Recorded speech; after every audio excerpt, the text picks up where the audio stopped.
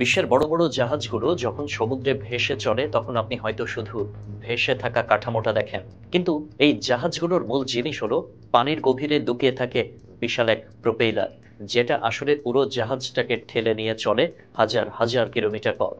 এই প্রোপেলারটা কিন্তু মোটেও এক জায়গায় থেকে যায় না। সমুদ্রের পানিতে সারাক্ষণ চলতে চলতে এতে জমে যায় শ্যাওলা, কাঁকড়া, ছোট ছোট সামুদ্রিক জীব, এমনকি প্রবালের মতো কঠিন বস্তু। এর ফলে জাহাজের গতি কমে যায়, জ্বালানি খরচ বেড়ে যায়, আর মেশিনের ওপর পড়ে বাড়তি চাপ। এমনটা হলে তো সমস্যা। তাই প্রোপেলারটা রাখতে হয় ঝকঝকে পরিষ্কার। কিন্তু প্রশ্ন হলো, এই বিশাল জাহাজের বিশাল প্রোপেলার পরিষ্কার করা হয় কিভাবে? ভাবছেন হয়তো কোনো বন্দর ডকে তুলে এনে লোক দিয়ে পরিষ্কার করানো হয়। না ভাই, সময় ও টাকা দুই অনেক খরচ হয় এতে। তাই মানুষ আবিষ্কার করেছে আরেকটা চমকপ্রদ পদ্ধতি।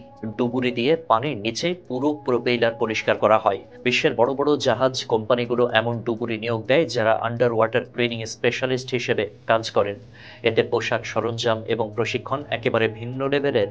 এরপর তারা সঙ্গে নেন এক ধরনের ঘূর্ণায়মান ব্রাশ, যেটা পানির নিচে ব্যবহার করা যায়। অনেক সময় ছোট ছোট হাই প্রেশার ওয়াটার জেটও ব্যবহার করা হয়, যা জোরে পানি ছুঁড়ে মেরে শ্যাওলাগুলো খুলে ফেলে দেয়। এই পুরো প্রক্রিয়া চালাতে গিয়ে তাদের পানির মধ্যে একটানা কাজ করতে হয় ঘন্টার পর ঘন্টা। কেউ কেউ আবার পানির নিচে ছোট ছোট রোবট নামিয়ে দেয়, যেগুলো ক্যামেরা দিয়ে সবকিছু পর্যবেক্ষণ করে এবং মেশিন দিয়ে ময়লা তুলে ফেলে। তবে এই কাজটা মোটেও সহজ কিছু নয়।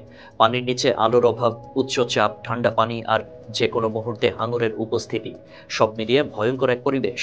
কিন্তু মজার বিষয় হলো, এই পরিষ্কারের কাজটা শুধু সৌন্দর্যের জন্য নয়। একটা গবেষণায় দেখা গেছে, প্রোপেলার যদি ময়লায় ঢাকা থাকে তাহলে জাহাজের জ্বালানি খরচ 30% পর্যন্ত বেড়ে যেতে পারে। অনেক সময় দেখা যায় একটা বড় ট্যাঙ্কার বছরে 3-4 বার এই পরিষ্কারের কাজ করে। এতে কোটি কোটি টাকার সাশ্রয় হয় জ্বালানি খরচে। সবচেয়ে মজার বিষয় হলো, এই কাজ যারা করেন তাদের বলা হয় সমুদ্রের সার্জন।